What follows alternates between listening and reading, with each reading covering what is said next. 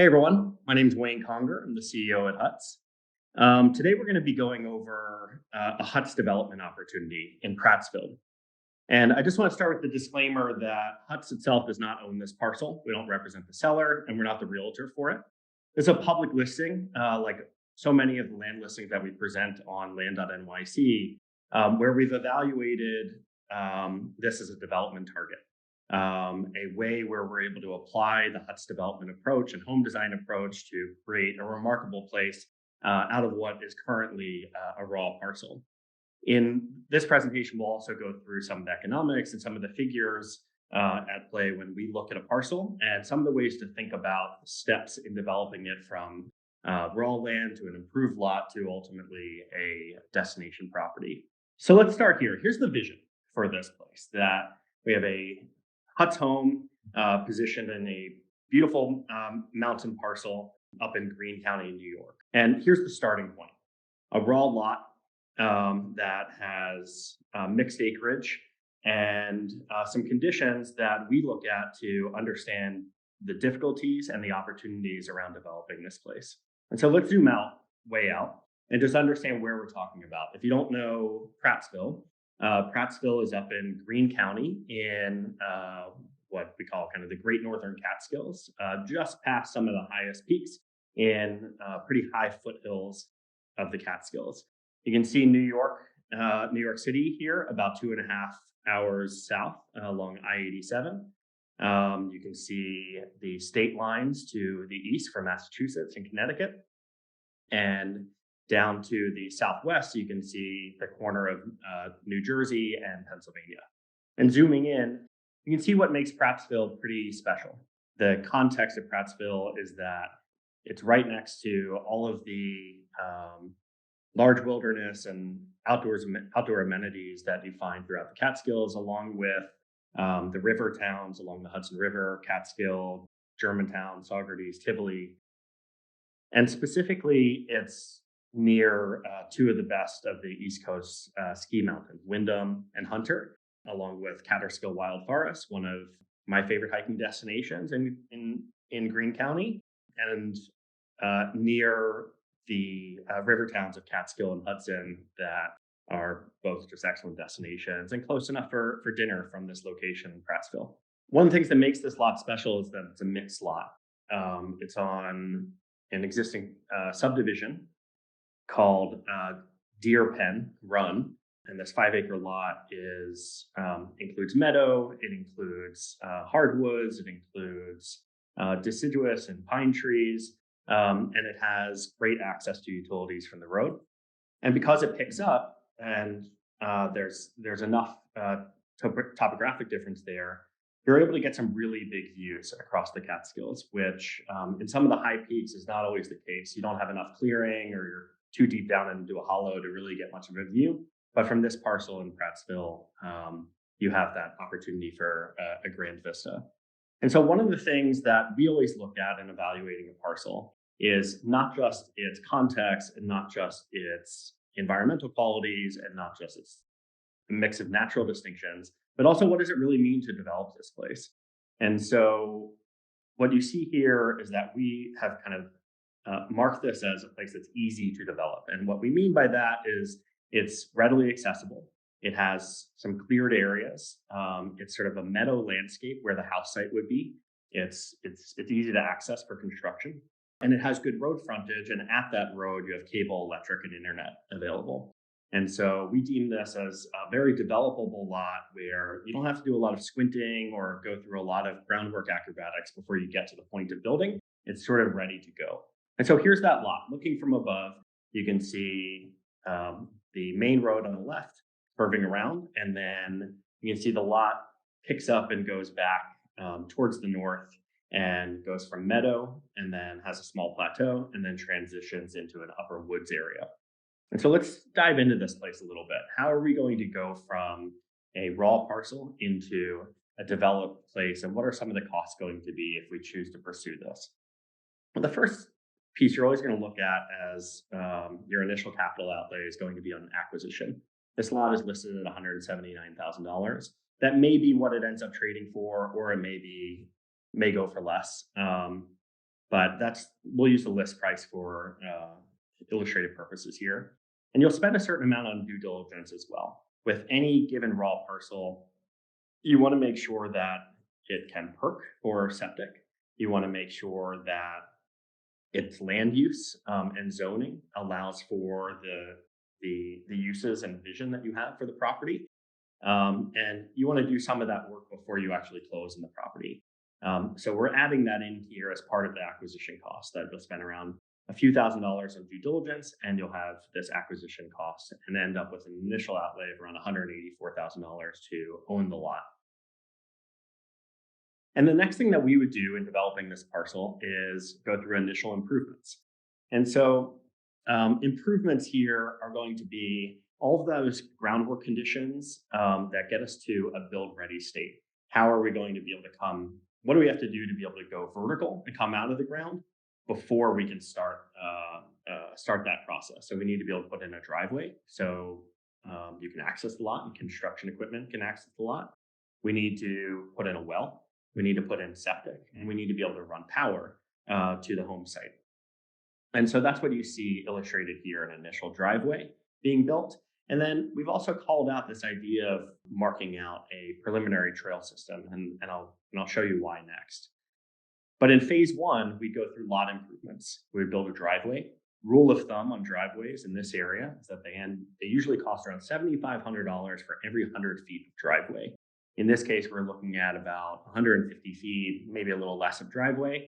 So imagine the improvement cost on driveway is going to be around $10,000.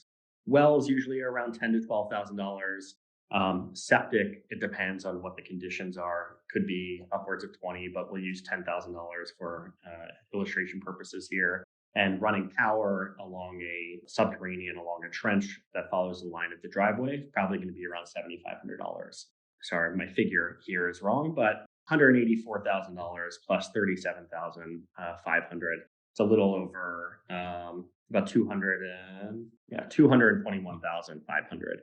So this gets you to an improved lot. It's sort of a development ready lot. For us, we would think about phase two, and we do this with a number of our clients, is the site plan calls for a main house and a guest cottage or an accessory dwelling. And sometimes we propose or pursue building the accessory dwelling first for a number of reasons. One, it's smaller, faster to build, less expensive, sometimes can be built out of pocket without having to open up financing. And it gives the client a place to stay while the main house is getting built, or a place to stay while they get a better handle on the parcel and start to understand some of the specificities of the rhythms of the lot. And that can help inform the ways that they go through the kind of placemaking exercise for the main house. And so in this case, we're kind of calling out building one of our accessory dwellings, the cottage, first, and building it in an off-grid way so we don't have to run power all the way to the back and we don't have to run additional systems.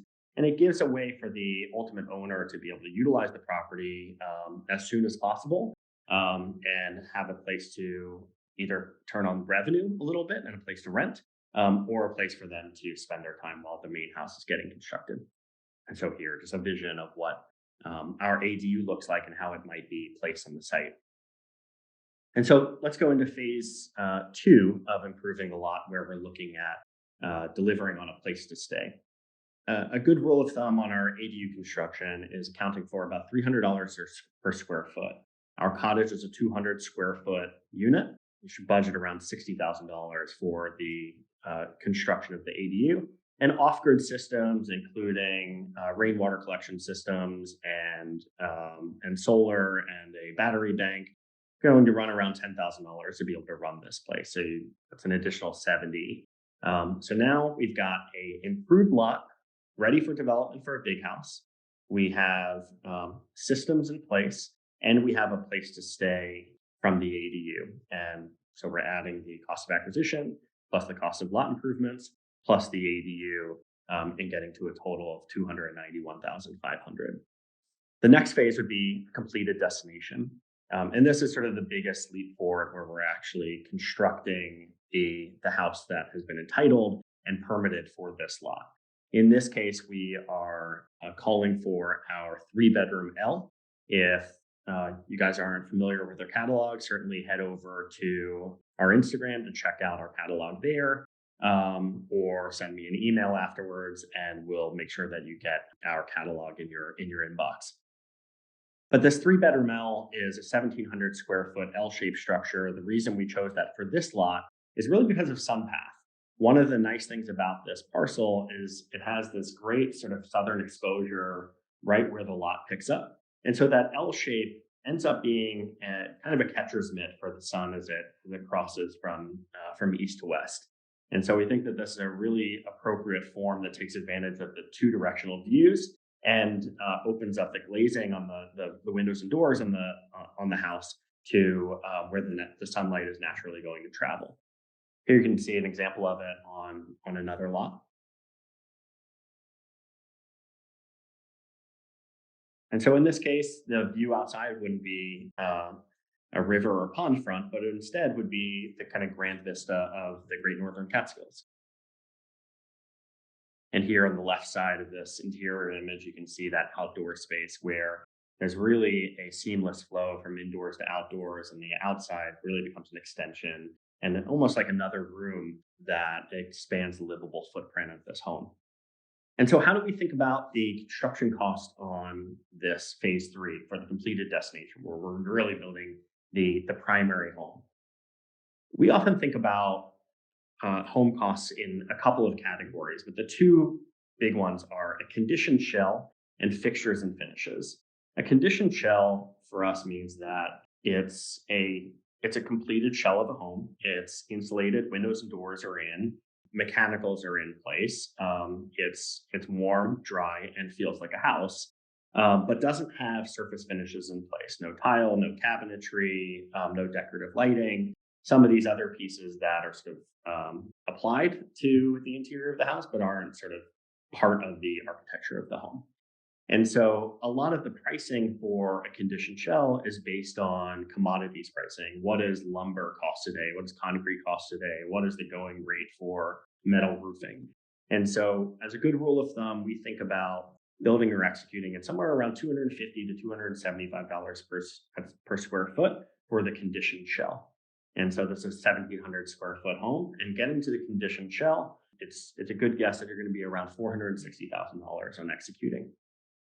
And then the second piece of home costs is really in fixtures and finishes. And this is variable. This is dependent on the quality of finishes you select.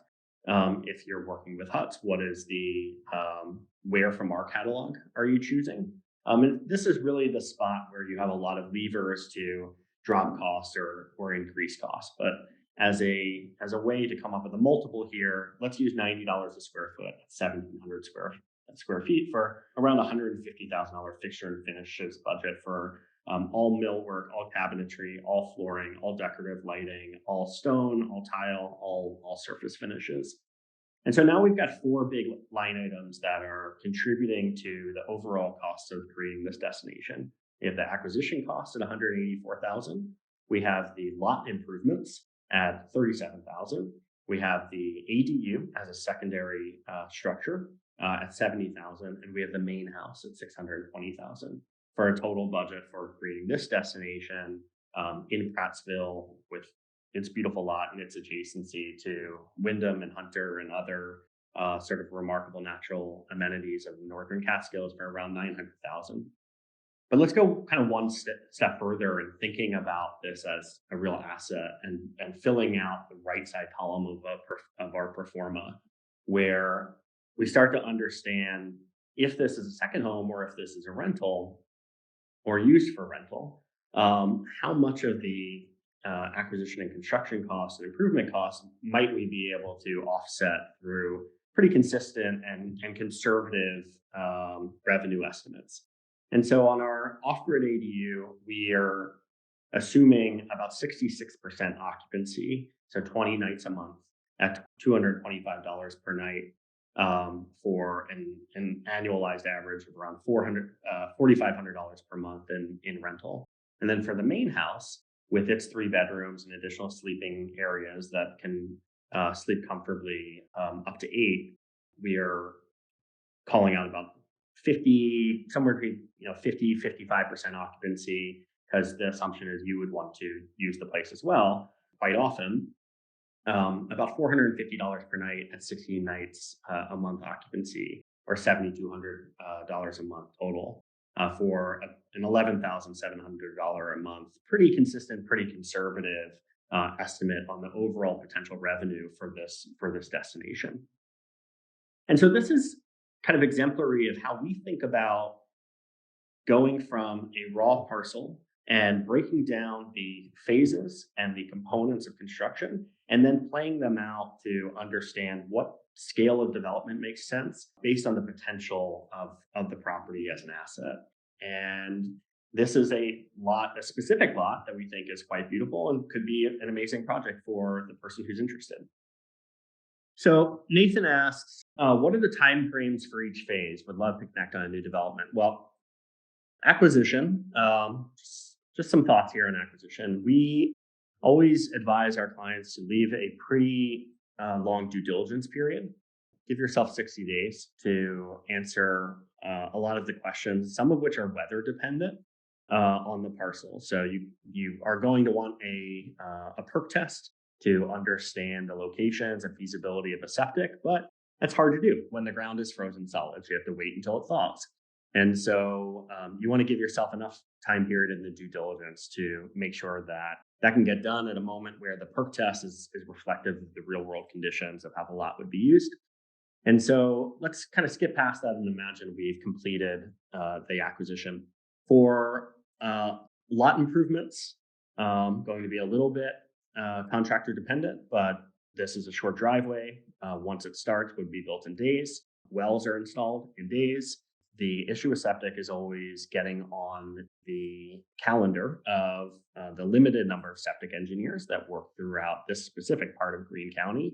But similarly, once you get on their calendar, the install is quick. And so lot improvements, the actual execution of those phases don't take much time, but the coordination of them do. And this is a spot where HUTS is very helpful in wrangling these providers. Once we move into a place to stay, we are currently building a similar ADU on our own property, and that's fully off grid and utilizes everything that's sort of accounted for here. End to end, if we were had no sort of like weather breaks, it would probably be built in under a month. And so that's sort of a good goal there. And then on the full house, I would allow for start to finish once construction starts and we have sort of a development ready lot between 4 and 5 months on construction.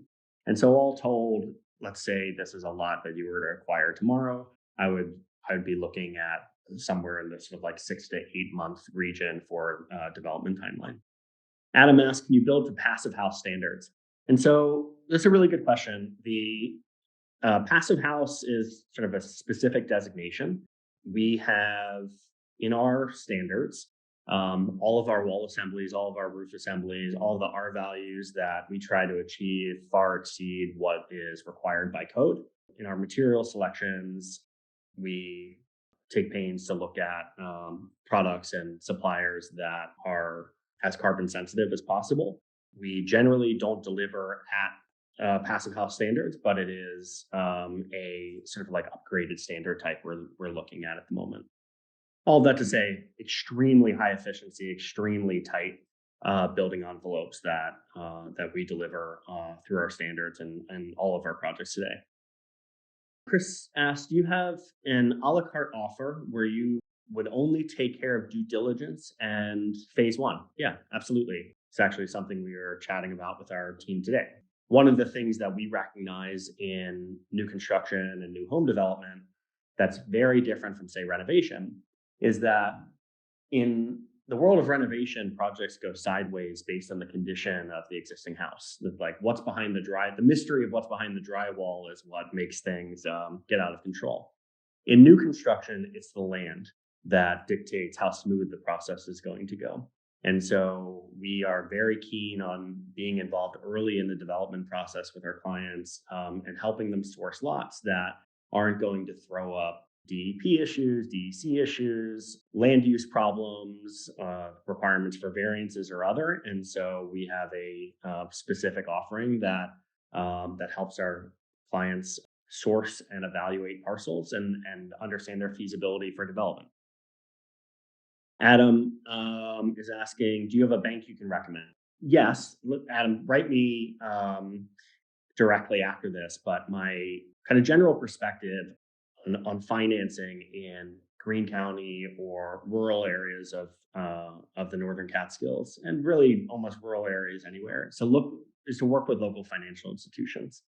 Your Wells Fargos of the world and Chase Banks of the world, while they provide a really excellent service, they're more of mortgage originators. They are going to kind of deliver on a mortgage product that then they're going to sell the debt on for, and so they don't have much interest in the asset that we'd be creating here. Whereas your local institutions, they intend to hold on to the mortgage, the paper, for 30 years. They see themselves as a co-investor with you in this project and in the community in which it stands. And so they tend to have a much better understanding of these processes, a much better understanding of the land and the value that we're imbuing into the land. And in a lot of cases, we have good personal relationships with them, so they have a good understanding of what we're up to. What do you think about FHA construction loans? That can be a good product.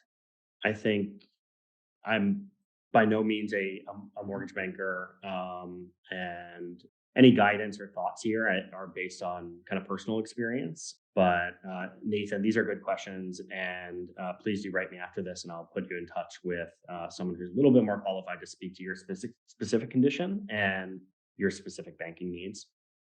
Paul asked what heating and cooling systems are you using. Heat pump, yeah, a lot of the times. It really depends on what infrastructure is available, and whether we're going to be utilizing any off-grid systems, but oftentimes it is a heat pump.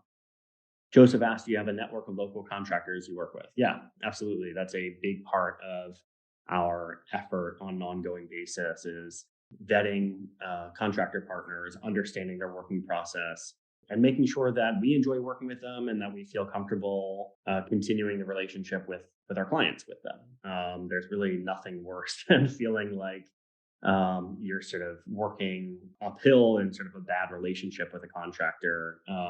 And if a big part of our goal is to make new home construction easier and more fun, the best way to burst that bubble is to set you up with somebody who's not easy to work with and no fun to work with. Chris, is now a good time to buy land, or are prices going to go down?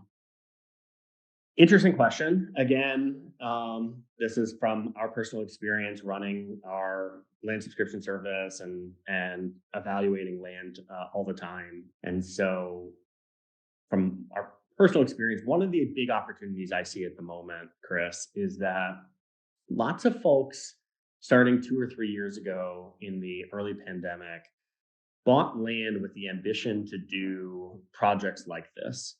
And they bought them without much intention to follow through. All they really knew was that they wanted a bigger piece of more privacy and to be as far away from neighbors as they could. And so they started down the road of doing these improvements, maybe getting a septic installed, maybe putting in a driveway, maybe running power, but ultimately didn't build a home. And so one of the great opportunities right now that we're seeing among some of the new listings that are coming online are improved lots, which you never really saw previously. There's almost always raw lots. And so you're going to pay for some of those improvements, but it is a shortcut in the time frame when there's already a septic in place, there's already a driveway in place, and power's already there, and the lot is essentially build ready. And so whether land prices will go up or down, I can't say, but what I do see is a higher prevalence of build ready sites, and I really like those as development opportunities. Nathan asks, if we were to work together over the whole process, how do you price your services? Great question. I'm going to do a follow-up webinar specifically going through what our contract formats look like, and each of the phases of work and each of the deliverables that we deliver on. And it's a very, very transparent pricing method. But it's better to look through with a live contract up as an example. So Nathan, if you'd like sort of an answer on that in the nearer term, please do send me an email and we'll go over it together. Jeffrey asks, how easy or difficult is it to get permits for two homes on one plot in general, a main unit, one for another family member rental? Great question. It's almost always dictated by the land use of the town. And so Prattsville, which is a place where we have another project, is a place where we're quite familiar with what some of the land use requirements or land use opportunities are. And this is a place where they allow for accessory dwellings or sort of guest homes. And in this area, you can't have two, I believe it said you can't have two equal size homes, but you can have one main home and a secondary structure that is that's smaller than the first home. Really, what their goal is on any given parcel is to make sure that you're not going to sort of illegally subdivide down the line, and so that's always one of the considerations from the town. This lot has a second element that is part of a existing subdivision that is going to have some restrictive covenants attached to it in Deer Pen Run. And so I think the specific sizing of that secondary unit for the family member rental will be governed by that. And so once we get a little bit deeper into this, Jeffrey, if we end up working together on this project, we'd get a good understanding of what the design can be for that secondary unit. Chad asks, practically how much involvement site visit time is required throughout the development process? I reside in NYC and manage a few properties in the city, but curious about the realistic amount of time needed throughout development. From you, minimal. That's kind of why we exist. And so HUTS is, I often say that we have two offerings. The first is our home standards and ADU standards, our sort of design products, are very well developed set of home plans and details and construction methodologies. The other is a process of going what we just went through, a methodology to go from raw land to a delivered property, and each of the steps along the way. So our team is set up to kind of shepherd the project from each of those steps, from raw land to lot improvement to contractor sourcing to permit delivery to construction and execution. And so, Chad, the answer is as little as you want to have. We are able to kind of take the ball and run with it and help deliver the project for you. Anonymous attendee asks, if I have a specific area or town that I want to be in, are you able to help source in that area? For sure. Our assessment and appraisal of lots is less about having super nuanced understanding of that exact town, though Prattsville is one where we do, and this part of Greene County is one where we do, and more about running through the checklist of requirements and understanding how to run our due diligence to help you appraise the feasibility of any given lot in any given area. And so we have concierge land sourcing projects and land evaluation projects happening in the Catskills and Hudson Valley, where we really cut our teeth early on, but also in new locations where we're starting to expand in other states. And so, Anonymous, if you have a specific area in mind, please do send me a note and we'll talk about how we can help you with that first phase. Chris has to go and says thank you. Thank you. Thanks, Nathan. Thanks, Chad. Chad asked, do you see risk in future land use zoning changes, restriction of short-term rentals? Great question. Maybe. I don't think in this area. Some of the very, very restrictive locations in the Berkshires, we've seen some regulations start to come down the line. Out east in Long Island, we've seen some regulation come down the line, some of which is being enforced, some of which isn't. In that part of Greene County, what we're seeing a lot of, and we see this in Delaware County and Sullivan County as well, is the towns are making sure that the structures that are built are taxable. And so the types of regulation we're seeing are a little less around short-term rental and more about minimal sizing, that the towns want to shake out any kind of like old hunting camps or places where people are inhabiting their land in a way that wouldn't be recognized as taxable property. And so most of the zoning regulations that we see are about making sure that they can levy taxes. these were some amazing questions. Thank you so much for everyone's input, and hopefully I was able to answer some of them. If you have any additional, please do follow up. And if you're interested in this property and this development opportunity, please do write me directly. I think that there's a lot that's going to go relatively quickly and an opportunity that I think is going to pass relatively quickly. But do know that more and more we're going to start presenting similar sort of development opportunities in the future where we've done deep thinking on how we would use the lot, what some of the pricing would be for improving and building on the lot, and continuing to streamline the sequence from home design and development, from a raw lot through to completion. So thank you so much, everyone. Have a great rest of the afternoon, and you have my email. Get in touch if you want to chat further.